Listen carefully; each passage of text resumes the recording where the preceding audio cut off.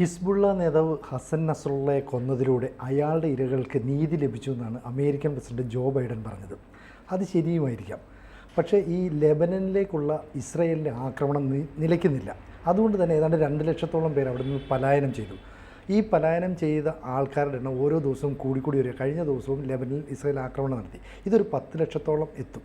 അപ്പോൾ UN അതിന് വേണ്ട ഭക്ഷണവും വെള്ളവും ഒക്കെ കൊടുക്കാൻ സഹായം ചെയ്യും. അപ്പം ഇസ്രായേൽ ഒരു വിധത്തിൽ ഭീകരരെ അമർച്ച ചെയ്യുമ്പോൾ സാധാരണക്കാരായ ജനങ്ങൾ കഷ്ടപ്പെടുന്നു എന്നുകൂടി ഒരു അർത്ഥമുണ്ടോ? ഉണ്ട്. കാരണം ഈ ഭീകരരെ തെരഞ്ഞു പിടിക്കുക, ബോംബ് ചെയ്യുക, വെടിവെച്ച് കൊല്ലുക, ഇതൊക്കെ ചെയ്യുമ്പോൾ സാധാരണ ജനങ്ങൾക്ക് സ്വാഭാവികമായ ഒരുപാട് അസൗകര്യങ്ങളുണ്ടാകും, വലിയ അസൗകര്യമുണ്ടാകും. ഈ പ്രദേശം തന്നെ വിട്ടുപോകാൻ ആവശ്യപ്പെടും. ഇസ്രായേൽ അതാണ് ചെയ്തത്. ഇസ്രായേൽ ഏകദേശം 8 ലക്ഷത്തോളം ലഘുലേഖകൾ അടിച്ച് വിതരണം ചെയ്തു ലെബനനിൽ. നിങ്ങൾ ഈ സ്ഥലം വിട്ട് പോകണം, ഇത് ഹിസ്ബുള്ളയുടെ കേന്ദ്രമാണ്, ഇത് 48 മണിക്കൂറിന് ഞങ്ങൾ ബോംബ് ചെയ്യും, അതുകൊണ്ട് പോകാനുള്ള ഒരു പൊക്കമെന്ന് പറഞ്ഞു. അങ്ങനെയാണ് ഈ മാസ് എക്സോഡസ് ഉണ്ടാകുന്നത്. കാരണം ലെബനനിലെ ജനതയ്ക്കറിയാം ഇസ്രായേൽ ചെയ്യുമെന്ന് പറഞ്ഞാൽ ചെയ്യും. അത് മാറിക്കൊടുക്കുന്നതാണ് നല്ലത്. അവർ മാറി. ബാക്കി എന്താ വരുന്നതെന്ന് വെച്ചാൽ ലെബനനോ ആരാ നോക്കുന്നത് വെച്ചാൽ നോക്കിക്കൊള്ളണം. ഏതായാലും യുണൈറ്റഡ് നേഷൻസ് ഇതിലൊക്കെ വേഗം ഇടപെട്ടിട്ട് ചോറും കറിയെല്ലാം എല്ലാവർക്കും എത്തിച്ചു കൊടുക്കാൻ ഏർപ്പാടാക്കുന്നുണ്ടല്ലോ. അത് മതി. ബാക്കി ഇസ്രായേൽ അവരുടെ താല്പര്യം അനുസരിച്ച് അവർ പെരുമാറുന്നു. ഈ ഹിസ്ബുള്ളയ്ക്ക് ഒരു ആവശ്യം ഉണ്ടായിരുന്നില്ല ഇതിൽ തലവയ്ക്കാൻ. എന്തിനാണ് ഹിസ്ബുള്ള അതിൽ തലവെച്ചത്? ഇറാൻ്റെ പ്രേരണയായിരിക്കും.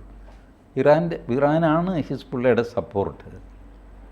പക്ഷേ ഇറാൻ സപ്പോർട്ട് ചെയ്യുന്നു എന്ന് വിചാരിച്ചിട്ട് ഹിസ്ബുള്ള വെറുതെ പോയി അതിൽ തലവയ്ക്കേണ്ട കാര്യം. ഹിസ്ബുള്ളയ്ക്ക് അറിയാം തൊട്ട് കഴിഞ്ഞാൽ ഇസ്രായേൽ തിരിച്ചടിക്കും. ഇത്തവണ സംഭവിച്ചത് എന്താണെന്ന് വെച്ചാൽ ഒക്ടോബർ 7-ാം തീയതി ഹമാസ് ഇസ്രായേലിനെ ആക്രമിക്കുന്നു. 8-ാം തീയതി മുതൽ ഇസ്രായേൽ തിരിച്ചടിക്കുന്നു. 8-ാം തീയതി മുതൽ ഏകദേശം കഴിഞ്ഞ ഒക്ടോബർ 8-ാം തീയതി മുതൽ ഈ സെപ്റ്റംബർ 9-ാം തീയതി വരെ ഹിസ്ബുള്ളയെ കാര്യമായിട്ട് ഇസ്രായേൽ ആക്രമിച്ചില്ല. ഹിസ്ബുള്ളയുടെ ആക്രമണമെല്ലാം അവരുടെ അയൺ ഡോം, ഒക്ടോബർ 7-ാം തീയതി പരാജയപ്പെട്ടു പോയ അയൺ ഡോം അതവിടെ ഉണ്ട്. അത് വെച്ച് ഡിഫെൻസായിരുന്നു ഇസ്രായേൽ. 1-2 തവണ ഒന്ന് തിരിച്ചടിച്ചു എന്നുള്ളതല്ലാതെ കാര്യമായ അടിയൊന്നും ഉണ്ടായില്ല. ബട്ട് സെപ്റ്റംബർ ആയി കഴിഞ്ഞപ്പോഴത്തേക്ക് ഹമാസിൻ്റെ കഥ ഏകദേശം കഴിഞ്ഞു. ഇസ്മായിൽ ഹനിയയൊക്കെ മരിച്ച് ഏകദേശം ഹമാസ് ഒടുങ്ങിയെന്നായി കഴിഞ്ഞപ്പോൾ ഇവർ ഹിസ്ബുള്ളയെ ആക്രമിക്കാൻ തുടങ്ങി. അപ്പോഴാണ് ഹിസ്ബുള്ളയ്ക്ക് ഇതിൻ്റെ ചൂട് ഫീൽ ചെയ്യുന്നത്. അവർ പേജർ പൊട്ടിത്തെറിച്ചു, പിന്നെ വാക്കി ടോക്കി പൊട്ടിത്തെറിച്ചു. അത് കഴിഞ്ഞിട്ട് നിരന്തരം വ്യോമാക്രമണം നടത്തി. ശ്വാസമെടുക്കാൻ സമയമില്ലാത്ത രീതിയിൽ വ്യോമാക്രമണം നടത്തി. ഇപ്പോൾ കരയിലൂടെ യുദ്ധം തുടങ്ങാനുള്ള സന്നാഹമായി. കരയുദ്ധം തുടങ്ങിയിട്ടില്ല, പക്ഷേ ഏത് നിമിഷവും തുടങ്ങും. ആ നിമിഷം ഇസ്രായേൽ തീരുമാനിക്കും. ഇസ്രായേലിൻ്റെയും ലെബനൻ്റെയും ഇടയ്ക്ക് ഒരു 40 കിലോമീറ്റർ ഒരു ബഫർ സോണായിട്ട് 2000-ൽ തന്നെ ഇസ്രായേൽ അവിടെ നിന്ന് പിന്മാറിക്കൊടുത്തിരുന്നു. ഇതൊക്കെ യുണൈറ്റഡ് നേഷൻസ് പറഞ്ഞത് കേട്ടിട്ടാണ്. യുണൈറ്റഡ് നേഷൻസ് പറഞ്ഞു നിങ്ങളൊരു ബഫർ സോൺ ഉണ്ടാക്കുക. ശരി, ഉണ്ടാക്കാം. അതിനെന്ത് ചെയ്യണം? ഏകപക്ഷീയമായിട്ട് 40 കിലോമീറ്റർ ഇസ്രായേൽ അകത്തേക്ക് മാറണം. ലെബനൻ ഒന്നും ചെയ്യണ്ട. അത് ഇസ്രായേൽ സമ്മതിച്ചു. 40 കിലോമീറ്റർ പുറകോട്ട് മാറി. അത് ഒരു ബഫർ സോണായിട്ട് കിടക്കുന്നു. ആ ബഫർ സോണിലേക്ക് പലപ്പോഴും ഹിസ്ബുള്ള കയറി വരും, ഇസ്രായേൽ കയറിപ്പോയിട്ടില്ല. ഇപ്പോൾ ഇസ്രായേൽ പറഞ്ഞു ഇനിയിപ്പോൾ ബഫർ സോണൊക്കെ അവസാനിച്ചു, ഞങ്ങൾ കയറി അടിക്കാൻ പോവുകയാണ്. അത് നെതന്യാഹു യുണൈറ്റഡ് നേഷൻസിൽ തന്നെ പറയുന്നുണ്ട്. നിങ്ങൾ പറയുന്നത് കേട്ടിട്ട് എത്ര തവണ ഞങ്ങൾ പെരുമാറി, ഞങ്ങൾക്ക് എന്ത് കിട്ടി? നിങ്ങളുടെ പ്രമേയം ഞങ്ങളനുസരിച്ചു, മറ്റവരനുസരിച്ചില്ല. ഹമാസും അനുസരിച്ചില്ല, ഹിസ്ബുള്ളയെ അനുസരിച്ചില്ല.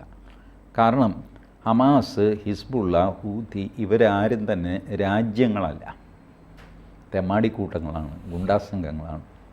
ഇപ്പോൾ യുണൈറ്റഡ് നേഷൻസിൻ്റെ ഒരു പ്രമേയം അംഗീകരിക്കപ്പെട്ട രാജ്യങ്ങൾക്കാണ് ബാധകം. ഭാരതം ഒരു പ്രമേയത്തിൽ ഒപ്പുവെച്ചു എന്ന് പറഞ്ഞാൽ പോപ്പുലർ ഫ്രണ്ടിനെ അംഗീകരിക്കേണ്ട കാര്യമില്ലല്ലോ. അതിന് സമാനമാണിത്. അതിന് സമാധാനമാണ്. അപ്പോൾ ഭാരതം പോപ്പുലർ ഫ്രണ്ടിനെ നിരോധിക്കുകയും അടിക്കുകയൊക്കെ ചെയ്യുമ്പോൾ യുണൈറ്റഡ് നേഷൻസ് കയറിയിട്ട് ഈ പോപ്പുലർ ഫ്രണ്ടിനെ തല്ലരുത് എന്ന് പറയുക. നിങ്ങൾ ഒപ്പിട്ടിട്ടുണ്ടോ എന്ന് പറയും. ആരുമായിട്ട് ഒപ്പിട്ടു? പോപ്പുലർ ഫ്രണ്ടുമായിട്ട് ഞങ്ങളൊന്നും ഒപ്പിട്ടിട്ടില്ല. അപ്പോൾ യുണൈറ്റഡ് നേഷൻസ് ഫലത്തിൽ ചെയ്യുന്നത് തീവ്രവാദ ഗ്രൂപ്പുകൾക്കുള്ള സപ്പോർട്ടാണ്. യുണൈറ്റഡ് നേഷൻസിലെ കുറച്ച് പേര് നെതന്യാഹുവിൻ്റെ പ്രസംഗം ബഹിഷ്കരിച്ച് ഇറങ്ങിപ്പോയി. കാലി കസേരകളൊക്കെ ഇടയ്ക്കിടയ്ക്ക് ടി വിയിൽ കാണിച്ചുകൊണ്ടിരുന്നു നെതന്യാഹു പ്രസംഗിച്ചപ്പോൾ. ഇറങ്ങിപ്പോയവരുടെ പേരുകൾ ഞാനിങ്ങനെ നോക്കി, ആകെ ഒരെണ്ണേ വായിക്കാൻ പറ്റുള്ളൂ. ഗ്രനഡ എന്ന് പറഞ്ഞിട്ടൊരു രാജ്യം ഒക്കെയാണ് പോയിരിക്കുന്നത്. പല രാജ്യങ്ങളും ഇറങ്ങിപ്പോയി. ഈ ഇറങ്ങിപ്പോക്കിന് രണ്ടർത്ഥമുണ്ട്. ഒന്ന്, നെതന്യാഹു പറയാൻ പോകുന്നത് എന്താണെന്ന് ഞങ്ങൾക്കറിയാം, ഞാനൊരു ചായ കുടിച്ചിട്ട് വരട്ടെ. ഈ സിമ്പിൾ അർത്ഥം. ഇത് ഇന്ത്യ പാകിസ്ഥാൻ പ്രധാനമന്ത്രിമാർ ഒക്കെ സംസാരിക്കുമ്പോൾ ഇത് സിനുവിന് കാണാൻ പറ്റും. ഒരുപാട് പേരിറങ്ങിപ്പോയി. കാരണം അവർക്കറിയാം വർഷങ്ങളായിട്ട് പാകിസ്ഥാൻ ഇന്ത്യയെ ചീത്ത പറയും, ഇന്ത്യ പാകിസ്ഥാനെ ചീത്ത പറയും. സാധാരണഗതിയിൽ ഒരു ഫോർമർ ഡിപ്ലോമാറ്റ് എന്നോട് പറഞ്ഞത്, ഇത് പാകിസ്ഥാൻ വന്ന് ഇന്ത്യയെ ആക്രമിക്കാൻ തുടങ്ങുമ്പോൾ തന്നെ ചെവിക്ക് ചെവി പറയും, ഓ തുടങ്ങി. ഇത്ര ലാഘവത്തോടെയാണ് ഈ ശല്യം. എത്ര കാലമായി ഇത് കേൾക്കുന്നു. അവനെ ചീത്ത പറയും, അവനെ ചീത്ത, വാ നമുക്കൊരു ചായ കുടിച്ചിട്ട് വരാം. ഇതൊന്നും ബോയ്ക്കോട്ടൊന്നുമല്ല. They know what is going to happen. Netanyahu അവിടെ നിന്നാൽ എന്ത് പറയും അവർക്ക് നന്നായിട്ടറിയാം. മാത്രമല്ല, ഈ യുണൈറ്റഡ് നേഷൻസിൻ്റെ അസംബ്ലിയിലെ പ്രസംഗങ്ങളൊക്കെ നേരത്തെ തന്നെ ഒരു കാലത്ത് 22 കോപ്പി എടുത്ത് 3 ആഴ്ച മുമ്പ് യുണൈറ്റഡ് നേഷൻസിൽ എത്തിക്കണം എന്നൊക്കെയാണ്. ഇപ്പം അത്രയും അഡ്വാൻസ്ഡ് ഒന്നുമല്ല. ഇപ്പം മെയിലും സംഗതിയും ഇതൊക്കെ ഉള്ളതുകൊണ്ട് വളരെ ഫാസ്റ്റായിട്ട് ചെയ്യുമായിരിക്കാം. ഇത് അപ്പം തന്നെ തർജ്ജമ ചെയ്തിട്ട്, ഈ തർജ്ജമയാണ് ലോകരാഷ്ട്രങ്ങളിരുന്ന് കേൾക്കുന്നത്. അല്ലാതെ എല്ലാവർക്കും യുണൈറ്റഡ് നേഷൻസ് 5 or 6 ഭാഷ അംഗീകരിക്കപ്പെട്ടതുകൊണ്ട് ഇംഗ്ലീഷ്, സ്പാനിഷ്, ഫ്രഞ്ച്, ഇപ്പോൾ ഏത് ഭാഷയിലും സംസാരിക്കാം. നമുക്ക് ഹിന്ദിയിൽ സംസാരിക്കാം. അടൽ ബിഹാരി വാജ്പേയി ഹിന്ദിയിൽ സംസാരിച്ചതാണ്. ഹിന്ദിയിൽ സംസാരിക്കുന്നത് തെറ്റൊന്നുമില്ല. അവരത് ട്രാൻസ്ലേറ്റ് ചെയ്തിട്ട് ചെവിയിൽ കേൾപ്പിക്കും. ഇദ്ദേഹം സംസാരിച്ചുകൊണ്ടിരിക്കുമ്പോൾ ഏകദേശം അതേ സ്പീഡിൽ തർജ്ജമ ചെവിയിൽ വരും. അത് സ്പാനിഷ് ഭാഷയിലാണെങ്കിൽ അങ്ങനെ, ഫ്രഞ്ച്, അത് ഇത് ഏതാണോ നിങ്ങൾക്ക്, അതിനൊക്കെ നോബുണ്ട്. ആ നോബ് സെലക്ട് ചെയ്ത് കഴിഞ്ഞാൽ ആ ലാംഗ്വേജിൽ ആ ട്രാൻസ്ലേഷൻ കേൾക്കും. ഇതൊക്കെയാണ് യുണൈറ്റഡ് നേഷൻസിലെ സംവിധാനം. അപ്പോൾ അവിടെ നെതന്യാഹു പറയാനുള്ളതൊക്കെ പറഞ്ഞു.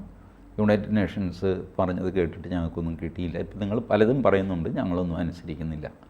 കാരണം അനുസരിച്ചിട്ട് കാര്യമില്ല. മറ്റേ ഭാഗത്ത് അനുസരിക്കാൻ ബാധ്യതപ്പെട്ട ആരുമില്ല.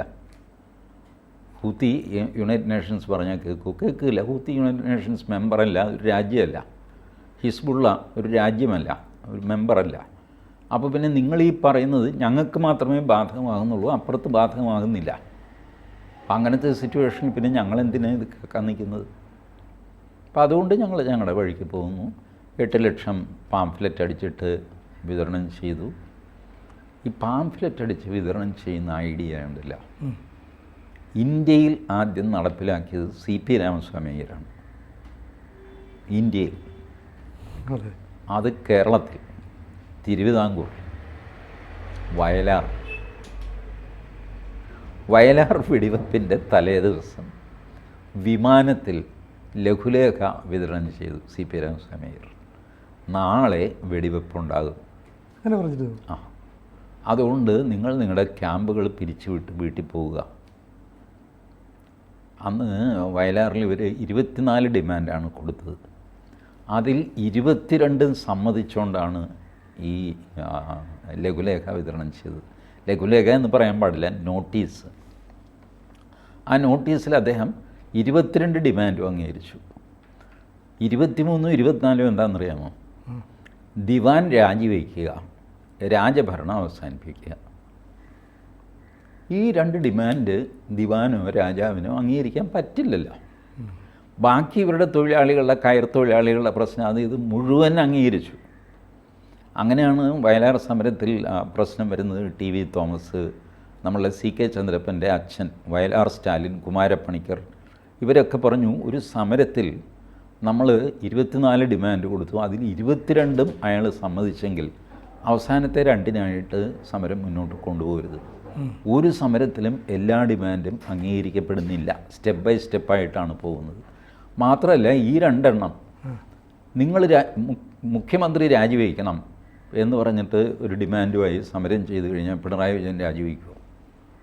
പിണറായി വിജയൻ പറയും ബാക്കി എല്ലാം ഞാൻ ചെയ്യാം, ഞാൻ രാജിവെക്കണമെന്ന് പറഞ്ഞു ഞാൻ നടക്കില്ല. അപ്പോൾ സാധാരണ തലയ്ക്ക് വിളിവുള്ളവരെന്ത് ചെയ്യും? ശരി, അത്രയെങ്കിലും ആയാലും ഇത്രയും കിട്ടിയല്ലോ, ബാക്കി നമുക്ക് ഇയാളെ പിന്നെ നോക്കാമെന്ന് പറഞ്ഞിട്ട് അവിടെ വെച്ച് വിജയാഹ്ലാദമൊക്കെ ആയിട്ട് ഇത് ചെയ്യും. പക്ഷേ ഈ നോട്ടീസ് CP രാമസ്വാമി വിതരണം ചെയ്തിരുന്നു, അവർ മൈൻഡ് ചെയ്തില്ല. പിറ്റേ ദിവസം വെടിവെപ്പ് നടന്നു. അപ്പോൾ ഈ വെടിവെപ്പിന് മുമ്പ് നോട്ടീസ് വിതരണം എൻ്റെ ഓർമ്മയിൽ ഭാരതത്തിൽ നടത്തിയിട്ടുള്ളത് CP രാമസ്വാമിയാണ്, വയലാറാണ് സ്ഥലം. അപ്പോൾ ഇപ്പോൾ ഇവർ ഇസ്രായേൽ അത് തന്നെ ചെയ്തിരിക്കുന്നു. 8 ലക്ഷം നോട്ടീസ് അടിച്ചിട്ട് ലെബനനിൽ വിതരണം ചെയ്തിരിക്കുന്നു. വിട്ടുപൊക്കോ, ഞങ്ങൾ വെടിവെക്കാൻ പോവാണ്. ഇസ്രായേൽ എപ്പോഴും അങ്ങനെയാണ്, മൈക്കിലൂടെ അനൗൺസ് ചെയ്യും. ഗാസയിൽ അവരങ്ങനെയാണ് ചെയ്തത്. ഈ കെട്ടിടത്തിൽ ഭീകരവാദികൾ ഇരിപ്പുണ്ട്, 10 മിനിറ്റിനുള്ളിൽ ഈ കെട്ടിടത്തിലെ നിഷ്കളങ്കരൊക്കെ ഇറങ്ങിപ്പോക്കോളണം, ഞങ്ങളിത് ബോംബ് ചെയ്യാൻ പോവാണ്. 10 മിനിറ്റ് സമയം മതി അവിടുന്ന് ഇറങ്ങിക്കൊടുക്കാൻ. ഓഫീസുകളാണല്ലോ, ഓഫീസിൽ നിന്ന് നമ്മൾ പേനയും അടച്ചു വെച്ചിട്ട് കമ്പ്യൂട്ടറും ഓഫ് ചെയ്തിട്ട് പുറത്ത് പോവുക.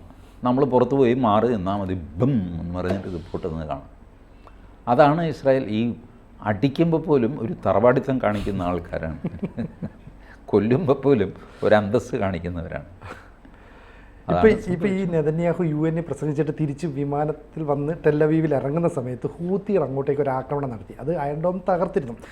ഇതേ ഹൂത്തികളുടെ സ്ഥലത്തേക്കാണ് ഇപ്പോൾ ഈ ലെബനനിൽ നിന്ന് പലായനം ചെയ്യുന്നവർ സിറിയയിലേക്കും മറ്റും ചെല്ലുന്നത്. അങ്ങനെ ചെന്നാൽ അവർ സ്വീകരിക്കുമോ അതോ വീണ്ടും അവിടേക്ക് സിറിയയെ ഞങ്ങൾ ഹൂത്തികളെ മൊത്തം തകർക്കുമെന്നാണ് ഇസ്രായേൽ പറയുന്നത്. അപ്പം ഈ ആക്രമണം കൊണ്ട് അങ്ങനെ ഒരു പലായനം ചെയ്യുന്ന ആളുകളുടെ ജീവനും ഇനി നഷ്ടപ്പെടും എന്നാണോ നമുക്ക്? ഇല്ല, ഈ ഹൂത്തികൾ ബേസിക്കലി സൗദി അറേബ്യ, യമനിലാണ്. സൗദി അറേബ്യയുടെ അറ്റത്ത് ഉള്ള ചെറിയ രാജ്യമാണ് യമൻ, അവിടെയാണ് ഹൂത്തികളുടെ കേന്ദ്രം. ഇവർക്ക് ഈ ഓടിപ്പോകുന്നവർ ലെബനിൽ പോവുള്ളൂ, കാരണം സിറിയയിൽ ചോദിക്കാൻ പറയുന്ന ആരുമില്ല. അപ്പോൾ സിറിയയിലേക്ക് പോകാനുള്ള സാധ്യത കുറവാണ്. ലെബനനിൽ തന്നെ ഇവർ കയറിപ്പോകാൻ സ്ഥലമുണ്ട്, വിശാലമായ സ്ഥലമാണ് ഇതൊക്കെ.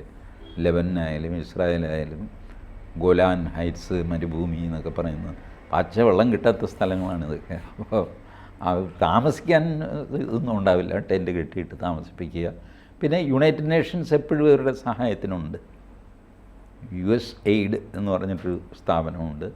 അവർ ലോക ഇസ്ലാമിനെ സഹായിക്കുക എന്നുള്ളതാണ് അവരുടെ ജോലി തന്നെ.